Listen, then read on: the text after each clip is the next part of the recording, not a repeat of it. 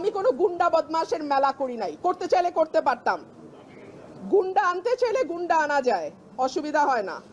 আমি ভদ্রলোক নিয়ে এসেছি, ভদ্রলোক আসবেন, কমিশনে শুনানি করবেন, রায় হবে, যেটা রায় হয় হবে। কিন্তু তারা যেহেতু গুন্ডা পান্ডা নিয়ে এসছে এবং আবল তাবল বকছে, কথা বলেই যাচ্ছে, আমি লাস্টে একটা কথা বলার জন্য দাঁড়িয়েছি, এবং যেটা 15 বছরে হয় নাই সেটা আজকে হয়েছে। অলমোস্ট আমার গায়ে ধাক্কা দিয়ে আমাকে ফেলে দেওয়ার চেষ্টা হয়েছে।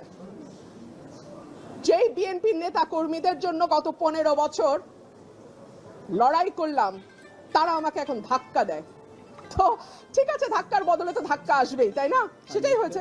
নির্বাচনের আগে একটা সীমানা নিয়ে যদি এইরকম আচরণ আমরা দেখি নিজের দলের মধ্যে, হু নোজ নির্বাচনে কি হবে।